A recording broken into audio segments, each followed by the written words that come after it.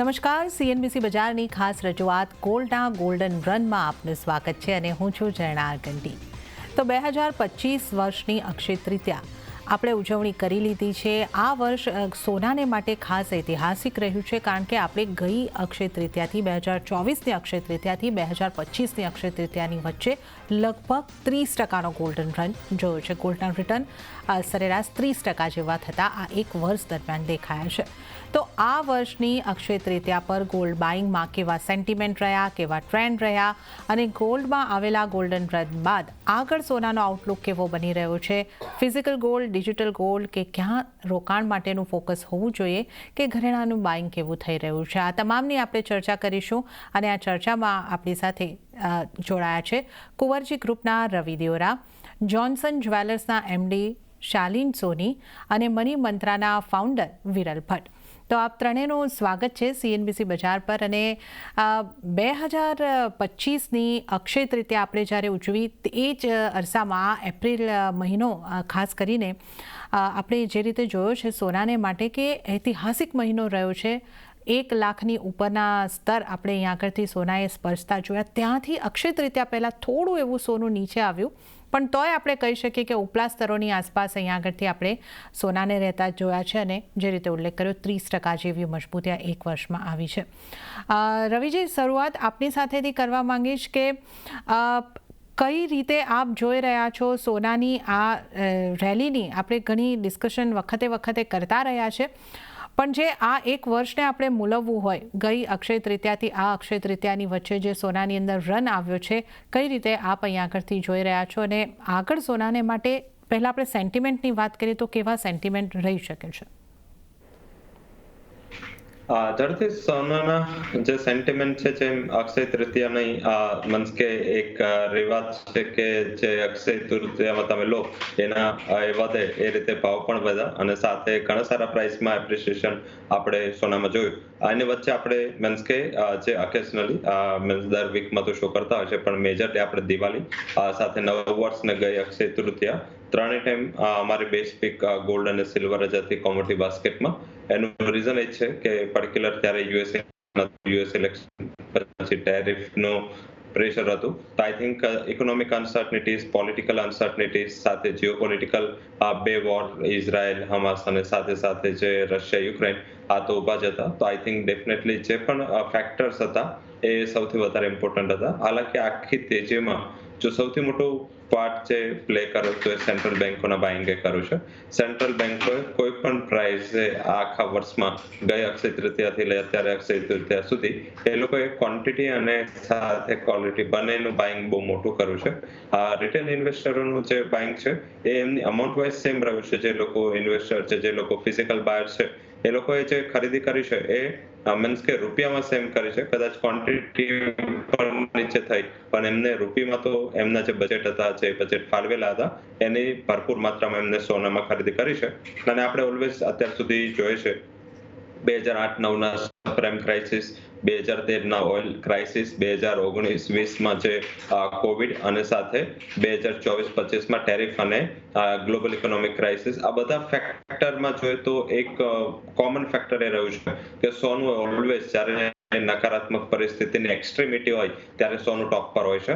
અને ઇન્વેસ્ટરોને સાથે જે લોકો હોલ્ડર છે એ લોકોને ઘણો ફાયદો કરાવે છે. અને ઇન્ડિયાને તો એક પ્રાઉડ છે એઝ અ સેન્ટ્રલ બેન્કર સૌથી મોટું સોનું, સૌથી વધારે સોનું ફેડરલ રિઝર્વ પાસે છે.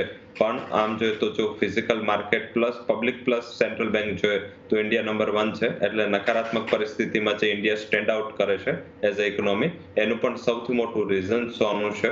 તો આઈ થિંક આ એક ક્લિયર કટ છે કે સોનામાં ઇન્વેસ્ટમેન્ટ એ ભારતીયનું પહેલેથી લાઈક કે અત્યારે તો હવે ઘણા બધા એવન્યુઝ આવી ગયા છે. પહેલા જ્યારે 1945 થી 1980 સુધી જે ઇન્ડિયામાં જે પણ ફાર્મિંગ ઇન્કમ હતી, જે પણ ઇન્કમની લોકો પાસે સરપ્લસ હતી, બધા એ ટાઈમે સોનું લીધું હતું. ત્યારે એવું લાગતું હતું કે આ અસેટમાં આટલું બધું શું કામ લોકો ખરીદી કરતા હશે. પણ આપણા કરતા આમ જોઈએ તો અત્યારે જો બેકડેટેડ જઈએ તો એ લોકો હોશિયાર હતા કે એમને જે સોનું લીધું અને એના હિસાબે આપણને એ એક મોટી મજબૂતી આપણા અર્થતંત્રને, આપણા ફાઇનાન્શિયલ પ્લાનિંગને મળી. તો મારા હિસાબે સોનું definitely always gold is gold. બાકી બધું ઓલ્ડ છે. તો ડેફિનેટલી હજી પણ આગળ ચર્ચા કરશું આઉટલુક માટે. પણ મને એવું લાગી રહ્યું છે કે આ વર્ષ ઘણું મહત્વનું રહ્યું સોના માટે. અને આ વર્ષમાં ઘણા બધા ફેક્ટર હતા જે આપણને નર્વસ કરી રહ્યા હતા as a financial planning, as a investment portfolio. પણ સોનાના હિસાબે આપણી જે સ્ટેબિલિટી છે એ કન્ટિન્યુ રહી.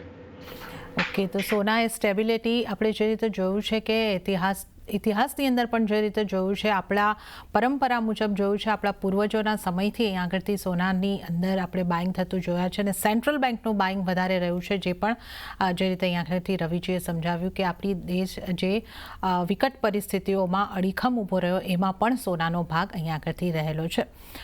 ત્યારે જ શાલિનજી, હવે તમારી પાસેથી ખાસ એ જાણવું છે કે આ આપણે શો કરી રહ્યા છે ત્યારે જ આપણે વર્લ્ડ ગોલ્ડ કાઉન્સિલનો રિપોર્ટ પણ આવતા જોયો, જેમાં આ જાન્યુઆરીથી માર્ચના ત્રિમાસિકની જ્વેલરી ડિમાન્ડ 25% ઘટીને આવી છે. એ રીતના એક અહીં આગળથી આપણને આંકડાકીય માહિતી મળતી દેખાય છે. 25% ડિમાન્ડનો જ્વેલરી ડિમાન્ડની અંદર ઘટાડો, કારણ કે સ્વાભાવિક રીતે સોનાની કિંમતો બહુ જ ઊંચી પહોંચી ગઈ હતી, તો ખરીદી કરવી ગ્રાહક માટે જ્વેલરીની થોડી મુશ્કેલ બનતી લાગી રહી હતી. પણ અક્ષય તૃતીયા પહેલાં થોડો ઘણો ઘટાડો આની અંદર દેખાયો ને આપણા સેન્ટિમેન્ટ, આપણી પરંપરાની જે રીતે આપણે વાત કરી, તો શું આ અક્ષય તૃતીયા જે આપણે ઉજવી છે 2025ની, એમાં ગ્રાહકોના સેન્ટિમેન્ટ કેવા રહ્યા? સેલ્સના ફિગર જો આપ અમને જણાવી શકતા હોય, આપના મતે અંદાજિત કેવો સેલ્સ રહ્યો છે, શું આપ અમને સમજાવી શકો? હા, સેલ્સની વાત કરીએ તો ગઈ અખાત્રીજ કરતા આ અખાત્રીજે લગભગ 20-25% ઘટાડો જોવા મળ્યો છે સોનાના દાગીનાના સેલ્સ ઉપર. કારણ કે આ જે રીતના ભાવ વધ્યા છે એટલે કસ્ટમરને એક બાજુ એ રીતના પણ વિચાર આવે છે કે ભાવ હજી પણ કદાચ ઘટશે, ભાવ હજી ઘટવાની શક્યતા છે, એટલે કસ્ટમર અમુક લોકો પરચેસિંગ સ્ટોપ કરી રહ્યા છે. અને લગભગ સોનાના દાગીનાની લગડીઓની પણ વાત કરીએ તો એમાં પણ લગભગ 20-25% ઘટાડો ગઈ અખાત્રીજ કરતા આ અખાત્રીજે જોવા મળ્યો છે. કારણ કે જે રીતના સોનાના ભાવ વધ્યા છે, સોનાએ ઘણું એવું સારું રિટર્ન તો આપ્યું છે છેલ્લા 2 થી 3 વર્ષમાં, પરંતુ માની લો કે લગભગ ગયા વર્ષે ધારો કે 500 ગ્રામ જેટલું સોનાના દાગીનાનું વેચાણ થયું છે, તો આ વર્ષે લગભગ 350 થી 400 ગ્રામ જેટલું સોનાના દાગીનાનું વેચાણ થયું છે તેવું કહી શકાય. અને બીજી વાત કરીએ તો જે રીતના સોનાના ભાવ વધે છે એ રીતને કસ્ટમરને એવા પ્રકારનું માઇન્ડસેટ થતું રહે છે કે નેચરલ ડાયમંડ અથવા તો બોલ્કી અથવા તો પ્લેટિનમ જ્વેલરી કરતા હવે સોનાની જ્વેલરી ખરીદી વધારે સારું એ લોકો ગણી રહ્યા છે. કારણ કે જે રીતના સોનું રિટર્ન આપે છે, લગભગ મોસ્ટલી બધા કસ્ટમરનું માઇન્ડસેટ બદલાતું રહ્યું છે કે હવે અમારે પ્લેટિનમની ખરીદી કરવી નથી, પરંતુ હવે એટલે બધા સોનાની ખરીદી પર જ બધા વળી રહ્યા છે. ઓકે, તો આપણે સોનાની આ અક્ષય તૃતીયાની ડિમાન્ડની જો વાત કરીએ કે જે ખરીદારી થતી દેખાય છે, એમાં લગભગ અંદાજે આપણે કહીએ કે 25%, 20%, 25%નો ઘટાડો જે આ ત્રિમાસિકમાં આપણે વર્લ્ડ ગોલ્ડ કાઉન્સિલના ડેટાની વાત કરી એની અંદર પણ દર્શાવાઈ રહ્યો છે. તો ઊંચી કિંમતોને કારણે આ અક્ષય તૃતીયા પર થોડી ખરીદારીની ઉપર ઇમ્પેક્ટ, ડિમાન્ડની ઉપર ઇમ્પેક્ટ જરૂરથી આવી છે. આપણી સાથે મની મંત્રાના ફાઉન્ડર વિરલભાઈ પણ જોડાયેલા છે. વિરલભાઈ, આપની પાસેથી મારે આ સેન્ટિમેન્ટનો પ્રશ્ન ઇન્વેસ્ટરના હિસાબથી પૂછવો છે. તમે જે બધા ક્લાયન્ટના ફાઇનાન્શિયલ પ્લાનિંગને મેનેજ કરતા હશો, સોનાને લઈને ઇન્વેસ્ટમેન્ટ માટે કઈ રીતના માઇન્ડસેટ એમના છે? જે રીતની આ રેલી આપણે જોઈ છે, કઈ રીતની આપની સાથે આપના જે ઇન્વેસ્ટર્સ છે એ કઈ રીતે આપની પાસે સોનાને માટે કેવી એમની વિચારસરણી છે? પહેલાં તો તમારો આભાર ઝરણાબેન, ગોલ્ડન રનના શો માટે બોલવા માટે. મને લાગે છે કે આ ઇન્ટરેસ્ટિંગ પોઈન્ટ છે. જ્યારે ગોલ્ડનો પ્રાઇસ 1 લાખ ટચ કરીને આવ્યું છે અને અત્યારે 96,000ની આસપાસ છે. ઇન્વેસ્ટર્સો અત્યારે આમ જોવા જઈએ ને તો આપણા ભારત દેશમાં જ્યારે પણ ગોલ્ડની વાત કરીએ ને ત્યારે એક ડિફરન્ટ સેન્ટિમેન્ટથી એને જોતા આવ્યા છે. હવે પ્રાઇઝની વધારે કન્સર્ન્સ એમના મગજમાં હોતી નથી કે શું પ્રાઇસ ચાલી રહી છે. ગોલ્ડમાં ઇન્વેસ્ટ કરવું એ જ એમના મગજમાં હંમેશા હોય છે. એના જુદા જુદા કારણો હોઈ શકે. ફેસ્ટિવલ્સ હોય છે. આપણે અક્ષય તૃતીયા વખતે જોયું કે ફેસ્ટિવલ હતું, મૂડ સારો હતો, ગોલ્ડમાં ઇન્વેસ્ટ કરવું છે એ મગજમાં હતું અને ગોલ્ડ બાય કર્યું. રાઈટ. પણ એઝ અ ફાઇનાન્શિયલ પ્લાનર જ્યારે અમે ડિસ્કસ કરતા હોઈએ છીએ પોર્ટફોલિયોમાં, ત્યારે અમે એમને એમ જ કહીએ છીએ કે તમે પહેલાં તો જે ગોલ્ડનો જે રન થયેલો છે, આટલા વર્ષોથી જે રન થયો છે, ઉપર ગયું છે, એમાં એવી કઈ જગ્યાઓ પર ગોલ્ડે રિટર્ન નથી આપ્યું. એટલે એવું નથી કે ગોલ્ડનો રન જે છે એ હંમેશા ગોલ્ડન જ રહ્યો છે. એવા ઘણા વર્ષો એવા થયા છે જેમાં ગોલ્ડનો જે રન છે એ નથી સાબિત થયો. આપણે છેલ્લા 5 વર્ષમાં પણ જોઈશું તો એમાં એવા 1-2 વર્ષ એવા નીકળશે કે જેમાં ગોલ્ડે વધારે રિટર્ન્સ નથી આપ્યું. તો જે નિવેશ કરવાના જે કારણો હોઈ શકે ને ઇન્વેસ્ટરોએ, એ પહેલાં તો એમણે સમજવા જોઈએ, ફાઇન્ડ આઉટ કરવા જોઈએ. અને ડેફિનેટલી એ તો હંમેશા રહેવાનું જ છે કે એક ડિફરન્ટ સેન્ટિમેન્ટથી અહીંયા ઇન્વેસ્ટર્સ ઇન્વેસ્ટ કરતા આવ્યા છે ગોલ્ડને. પણ અમે હંમેશા એમ જ કહીએ કે તમે હવે આ જે 1 લાખનો ગોલ્ડ જે થયેલો છે અને અત્યારે જે 96,000ની આસપાસ જે ચાલી રહ્યો છે, તો આની એક આનું કહેવાય ને કે એડવાન્ટેજ લેવો જોઈએ. કારણ કે ગોલ્ડનો પોર્ટફોલિયો તો હંમેશા અમે કહેતા આવ્યા છે કે અમુક પર્સન્ટેજ તમારું ગોલ્ડનો પોર્ટફોલિયો હોવો જ જોઈએ, ગોલ્ડનું ઇન્વેસ્ટમેન્ટ હોવું જ જોઈએ. અને સાથે સાથે અગર આવી પ્રાઇસ જ્યારે નીચે જાય છે ત્યારે તમને એનો ફાયદો લેવો જોઈએ અને તમારે એમાં નિવેશ કરવું જોઈએ. હવે અત્યારે જે સિચ્યુએશન્સ બનેલી છે એમાં તો મને લાગે છે કે ગોલ્ડનું મને લાગે છે કે ઓવરઓલ આઉટલુક જે છે એ બહુ સારો રહેવાનો છે. શોર્ટ ટર્મમાં કદાચ વોલેટિલિટી આવી શકે, પણ ઇન્વેસ્ટર્સ અત્યારે આવીને તો એ જ પૂછી રહ્યા છે કે મારે તો ગોલ્ડમાં ઇન્વેસ્ટ કરવું છે.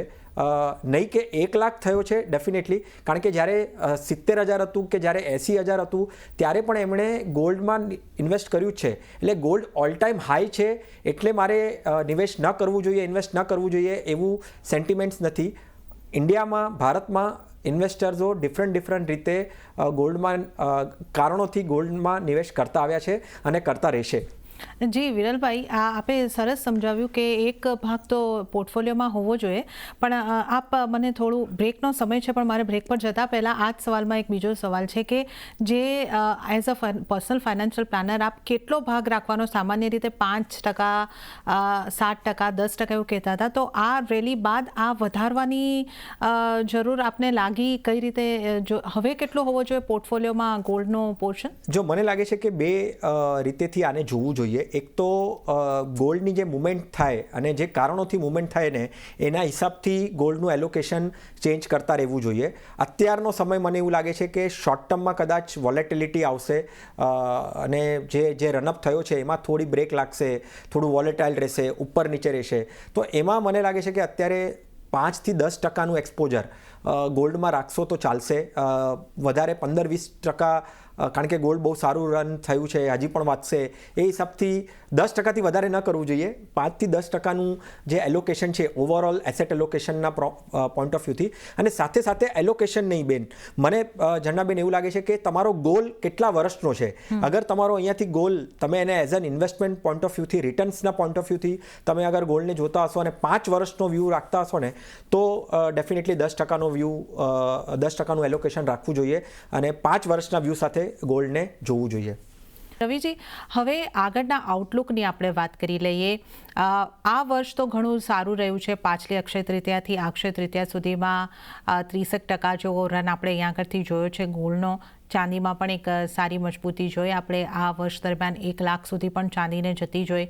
સોના ચાંદીની કિંમતો જે છે હવે આપણે લગભગ આમ 96,000, 97,000 એ રીતે આવતા જોઈ રહ્યા છે. સોના ચાંદી માટે આપનો આગળનો આઉટલુક કેવો બની રહ્યો છે? ઝડપથી જેમ આગળ વિરલભાઈ જણાવી રહ્યા હતા એ જ વાતને આગળ કરે કે પોર્ટફોલિયોમાં ઘણી વાર શું થાય છે કે હજી ઇન્ડિયામાં એ પ્રેક્ટિસ નથી કે પોર્ટફોલિયોમાં સોનું છે એને ઇન્વેસ્ટમેન્ટ તરીકે ગણે. એને લોકો સેફ હેવન તરીકે કે ફિઝિકલ માર્કેટમાંથી લઈને બાય કરીને એ લોકો રાખતા હોય છે. ગ્લોબલી ટ્રેન્ડ અલગ છે. સાથે મીન્સ કે આપણે લાઈક એનું એક એક્ઝામ્પલ લઈએ કે પોર્ટફોલિયોને થોડા સિમ્પલ વર્ડમાં જોઈએ તો આપણે સવારે જ્યારે અંજવાળો હોય અને ત્યારે આપણે લાઇટ કરીએ તો એનું કોઈ મહત્વ નથી. પરંતુ એવું નથી કે લાઇટનું મહત્વ નથી. જ્યારે અંધારું થાય ત્યારે લાઇટ જરૂરી હોય છે અને ત્યારે આપણે ચાલુ કરીએ તો આપણને અંજવાળું મળે. સેમ સોનાનું પણ એ જ નેચર છે. જ્યારે ચાલતું હશે ત્યારે ઇક્વિટી પણ ચાલતું હશે, ગોલ્ડ પણ ચાલતું હશે, ત્યારે આપણને ગોલ્ડનું મહત્વ નહીં સમજાય. પણ જ્યારે ઇન્સિડન્ટ થશે, જ્યારે સેફ હેવન ની જરૂર પડશે, જ્યારે સબપ્રાઇમ ક્રાઇસિસ, જ્યારે કોવિડ આવી કોઈ સિચ્યુએશન આવશે, ત્યારે સોનું તમને ઇઝીલી એનું મહત્વ સમજાવશે.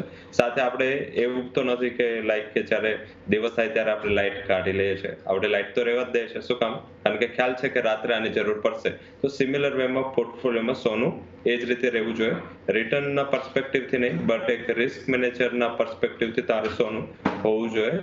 હવે આઉટલુકની વાત કરીએ તો ડેફિનેટલી મને એવું લાગી રહ્યું છે કે પ્રાઇસે ઘણું બધું રિટર્ન આપી દીધું છે, રિએક્શન આવી ચૂક્યું છે. તો હવે કદાચ નિયર ટર્મમાં વોલ્ટાલિટી રહેશે. આ એકાદ ક્વાર્ટર પૂરતી આ વોલ્ટાલિટી ચડવાશે અને પછી જ્યારે ઓગસ્ટથી એનો ગોલ્ડન રન જે ઓલવેઝ થતો હોય છે, એ ટાઈમથી થોડી ત્યાં ડિમાન્ડ વધશે, ભાવ ઘટશે, એટલે લોકો ફિઝિકલ માર્કેટમાં પણ બાઇંગ એક્ટિવ થશે. તો આધારિત એવું લાગી રહ્યું છે કે નિયર ટર્મમાં સોનું કદાચ જે બ્રોડર રેન્જ છે એ અબાઉટ નીચે 3200 ઉપર 340 આવી કંઈક તો 90,000 88,000 સુધીનું જે સપોર્ટ છે એ રહેવું જોઈએ અને ઉપર લાખ ઉપર સસ્ટેન થાય એવું પણ નથી દેખાઈ રહ્યું. તો આ શોર્ટ ટર્મ રેન્જમાં રહેશે. હાલાકી ચાંદીમાં મારો આઉટલુક પોઝિટિવ છે. મને એવું દેખાઈ રહ્યું છે જ્યાં મીન્સ કે ટેરિફ વોર છે, જે ગ્લોબલ રિસ્ક છે, જે અત્યારે સિનારીઓ લોઅર ડિમાન્ડનો છે, આજે ગ્લેનકોરના પણ હવે જે નંબર આ છે એમાં પણ એક ક્લિયર કટ ઇન્ડિકેશન મળી રહ્યું છે કે મેટલ્સમાં થોડું આઉટલુક અત્યાર સુધી નીચે રહ્યું છે. હવે ધીમે ધીમે સિનારીઓ ક્લિયર થશે. ચાંદીમાં એક રનઅપ મને સારો દેખાઈ રહ્યો છે અને આધારિત એવું લાગી રહ્યું છે કે ચાંદી 1,20,000 સુધી ફરીથી અટેમ્પ્ટ થઈ શકે છે. તો આજે કરેક્શન આવશે એમાં મને એવું લાગી રહ્યું છે કે ગોલ્ડ સિલ્વર રેશિયો વાઇઝ પણ ચાંદી સસ્તી છે અને આગળ તમને અહીંયા એક રનઅપ મળશે. થોડી ઇકોનોમિક કન્ડિશન ઇમ્પ્રુવ થશે એમ તમને આવતી અક્ષય તૃતીયા સુધીમાં અહીંયાથી 25% સુધીનું એટલીસ્ટ રિટર્ન ચાંદીમાં જોવા મળી શકે છે. સોનામાં કન્ઝર્વેટિવલી મને એવું લાગી રહ્યું છે અહીંથી 9-10% રિટર્ન એક્સપેક્ટ કરી શકાય. ઓકે, તો આ આવતા વર્ષની અક્ષય તૃતીયા સુધીના આપણે એક અનુમાનની વાત કરી રહ્યા છે. 9-10% રિટર્ન અહીં આગળથી આપણે સોનાની અંદર અને 25% સુધીના રિટર્ન આપણે ચાંદીની અંદર જોઈ શકીએ છીએ. તો સોના ચાંદીના આઉટલુકની આપણે અહીં આગળથી વાત કરી છે. શાલીનજી, ફરીથી તમારી પાસેથી હવે અહીં આગળથી એ જાણવું છે કે આ વખતે જે જ્વેલરીની ડિમાન્ડ હતી, જે ફિઝિકલ ગોલ્ડ આપણે કહીએ એની જે ડિમાન્ડ હતી, જે ગ્રાહકો આપના જ્વેલર શોરૂમની અંદર ખરીદવા માટે આવ્યા હતા, કોઈનની ડિમાન્ડ વધારે હતી, જ્વેલરીની ડિમાન્ડ હતી, નાની વસ્તુઓ લઈ રહ્યા હતા, કઈ રીતની ડિમાન્ડ, કઈ રીતના ટ્રેન્ડ રહ્યા? કારણ કે કિંમતો ઘણી વધારે હતી. તો આ જે વધારેલી કિંમતો હતી, એટલે ટ્રેન્ડ પણ હું આપને પૂછી રહી છું. અને બીજો સવાલ મારો એ છે કે આ વધેલી કિંમતોની આ જે ટ્રેન્ડ છે કે ખરીદારી આ અક્ષય તૃતીયા પર થઈ છે, એના પર કેટલી ઇમ્પેક્ટ રહી?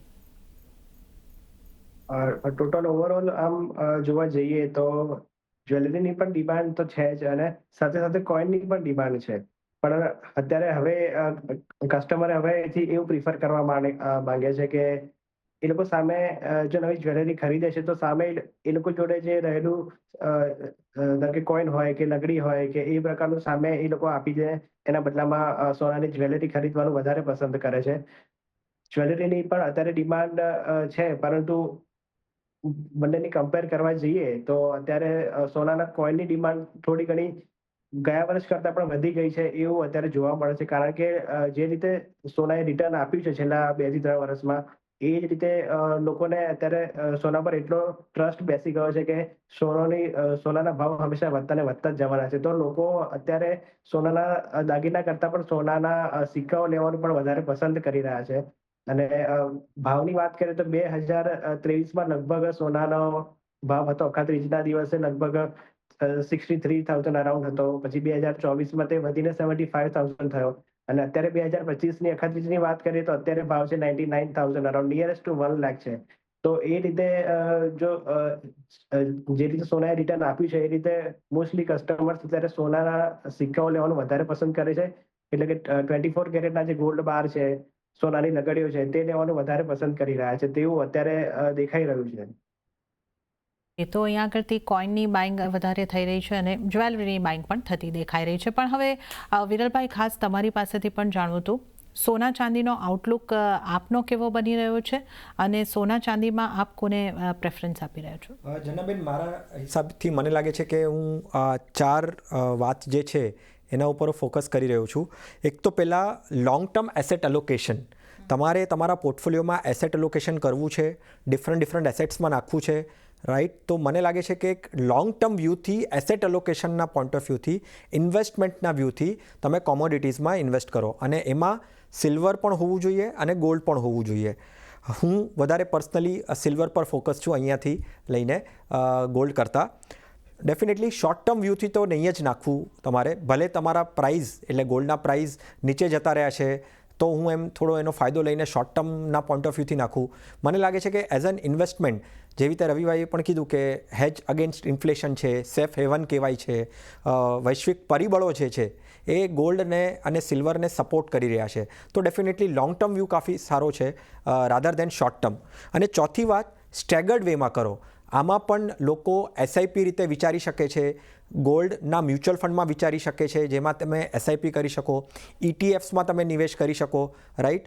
અને અગર તમારે ડિજિટલ ગોલ્ડ લેવું છે તો ડિજિટલ ગોલ્ડના પણ ઓપ્શન્સ છે. ડેફિનેટલી ત્યાં થોડુંક સેફટી અને સિક્યોરિટી જોઈને તમારે કરવાનું રહ્યું, પણ ફિઝિકલ ગોલ્ડમાં વધારે લોકો નહીં કરે એવું હું માનું છું. પણ ડિફરન્ટ ઓપ્શન્સ જે અવેલેબલ છે એમાં તમે સ્ટેગર્ડ રીતે, એસઆઈપી રીતે પણ તમે નિવેશ કરી શકો છો. ઓકે, તો સોના ચાંદીની રણનીતિ કેવી આગળ રાખવાની છે, કેવી રીતે ઇન્વેસ્ટમેન્ટ કરી શકો છો, આગળનો આઉટલુક કેવો રહેશે, સોનાનું મહત્ત્વ રવિજીએ ખાસ ખૂબ જ સરળ શબ્દોમાં સૌને સમજાય એ રીતે સરસ રીતે સમજાવ્યું કે એક તમે અહીંયા આગળથી સોનાને કઈ રીતે તમારે સમજવાનું છે. એક રિસ્ક મેનેજમેન્ટ માટે તો સોનું ચોક્કસપણે હોવું જોઈએ.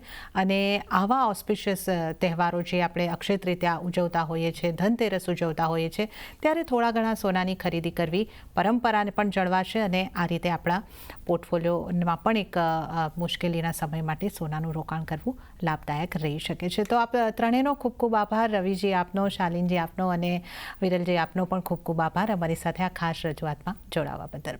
તો આ સાથે જ ગોલ્ડન રનની આ ખાસ રજૂઆતમાં આટલું જ. મને પણ આપશો રજા, પણ આપ જોતા રહો CNBC બજાર. નમસ્કાર.